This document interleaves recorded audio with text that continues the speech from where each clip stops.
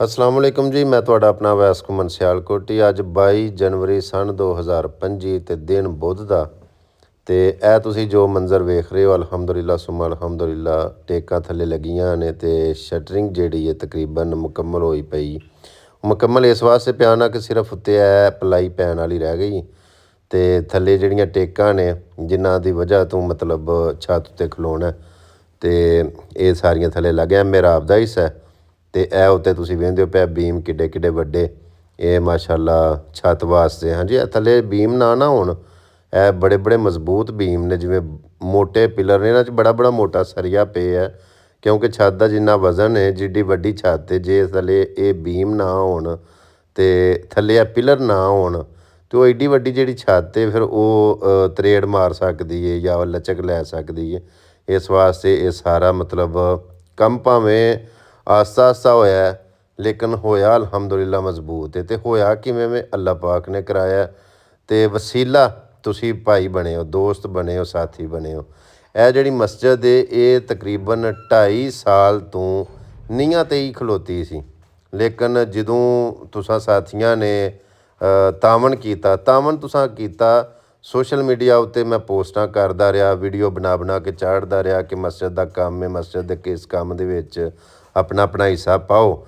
ਤੇ ਇਹ ਤੁਸੀਂ ਵੇਖਦੇ ਹੋ ਵੀ ਮਸਜਿਦ ਨਹੀਂ ਮਰਕਜ਼ ਹੈ ਬੜਾ ਵੱਡਾ ਕਿ ਤੇ ਤੁਸਾਂ ਸਾਰਿਆਂ ਦੋਸਤਾਂ ਨੇ ਫਿਰ ਸੋਸ਼ਲ ਮੀਡੀਆ ਤੋਂ ਮੇਰੀਆਂ ਵੀਡੀਓ ਵੇਖ ਕੇ ਤੇ ਤੁਸਾਂ ਵਿੱਚ ਤਾਮਨ ਕੀਤਾ ਤੇ ਜਿਹੜੀ 2.5 ਸਾਲ ਤੋਂ ਮਸਜਿਦ ਖਲੋਤੀ ਸੀ ਉਹ ਮਾਸ਼ਾਅੱਲਾ ਬੜੀ ਜਲਦੀ ਦਿਨਾਂ ਦੇ ਵਿੱਚ ਹੀ ਲੈਂਟਰ ਤੱਕ ਪਹੁੰਚ ਗਈ।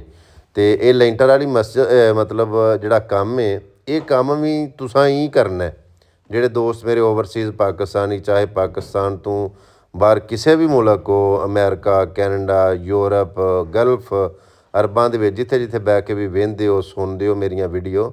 ਵੇਖੋ ਮੈਂ ਅੱਗੇ ਕਿੰਨੀ ਵਾਰੀ ਗੱਲ ਕੀਤੀ ਹੈ ਕਿ ਦੁਨੀਆਦਾਰੀ ਦੀਆਂ ਗੱਲਾਂ ਦੁਨੀਆਦਾਰੀ ਦੇ ਕੰਮ ਸਾਰੇ ਅਸੀਂ ਕਰਨੇ ਆ ਆਪਣੇ ਘਰ ਦੇ ਵਗੈਰਾ ਕਰਨੇ ਚਾਹੀਦੇ ਵੀ ਨੇ। ਕਿਹਨੇ ਡੱਕਿਆ ਇਹ ਨਬੀ ਪਾਕ ਸੱਲੱਲਾਹੁ ਅਲੈਹਿ ਵਸੱਲਮ ਦਾ ਫਰਮਾਨ ਵਾਲੀ ਸ਼ਾਨ ਹੈ ਕਿ ਬਿਹਤਰੀਨ ਇਨਸਾਨ ਹੋਏ ਕਿ ਜਿਹੜਾ ਆਪਣੇ ਘਰਦਿਆਂ ਵਾਸਤੇ ਬਿਹਤਰ ਹੈ। ਮੈਂ ਨਾ ਕਰਨੇ ਚਾਹੀਦੇ ਨੇ ਸਾਰੇ ਕੰਮ ਲੇਕਿਨ ਇਹ ਜਿਹੜਾ ਕੰਮ ਹੈ ਸਮਝੋ ਸਦਕਾ ਜਾਰੀਆ ਹੈ, ਇਹ ਜ਼ਰੀਆ ਨਜਾਤ ਆਖਰਤ ਦੇ ਵਿੱਚ ਵੀ ਔਰ ਦੁਨੀਆ ਦੇ ਵਿੱਚ ਵੀ ਇਹਦਾ ਇਨਸ਼ਾਅੱਲਾ ਬੜਾ ਬੈਨੀਫਿਟ ਮਿਲੇਗਾ।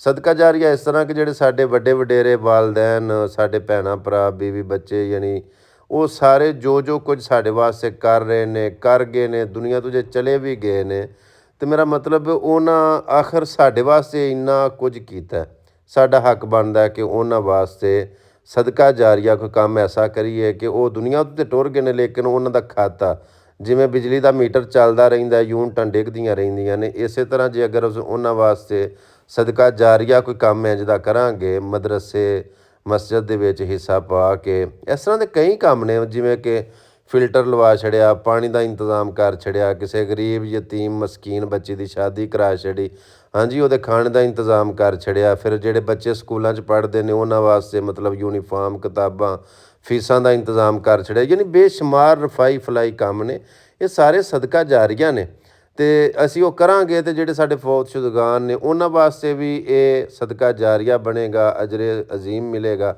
ਔਰ ਜਿਹੜੇ ਅਸੀਂ ਕਰਨੇ ਆ ਤੇ ਸਾਨੂੰ ਵੀ ਤੇ ਇਹਦਾ ਅਜਰ ਇਨਸ਼ਾਅੱਲਾ ਮਿਲੇਗਾ ਨਾ। 10 ਦੁਨੀਆ ਦੇ 70 ਆਖਰਤ। ਅੱਲਾ ਦਾ ਵਾਅਦਾ ਜਿਹੜਾ ਨਾ ਵਾਅਦ ਅੱਲਾਹਿਲ ਹੱਕ, ਅੱਲਾ ਦਾ ਵਾਅਦਾ ਹੱਕ ਹੈ, ਸੱਚ ਹੈ। ਅੱਲਾ ਪਾਕ ਦੀ ਜ਼ਾਤ ਆਪਣੇ ਵਾਅਦੇ ਤੋਂ ਕਦੇ ਵੀ ਨਹੀਂ ਮੁੱਕਰਦਾ ਤੇ ਇਹ ਅਜ਼ਮਾ ਕੇ ਵੇਖ ਲਓ ਤੁਸੀਂ।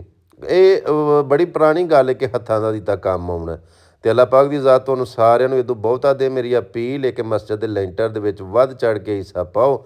ਇਹ ਜਿਹੜਾ ਸਕਰੀਨ 'ਤੇ ਨੰਬਰ ਨਜ਼ਰ ਆਉਂਦਾ ਪਿਆ ਇਸੇ ਨੰਬਰ ਮੇਰੇ 'ਤੇ ਰਾਬਤਾ ਕਰ ਲਓ ਤੇ ਅੱਲਾ ਪਾਕ ਦੀ ਜ਼ਾਤ ਤੁਹਾਨੂੰ ਜਜ਼ਾਏ ਖੈਰ ਦੇ। ਦੁਆਵਾਂ 'ਚ ਯਾਦ ਰੱਖੀ।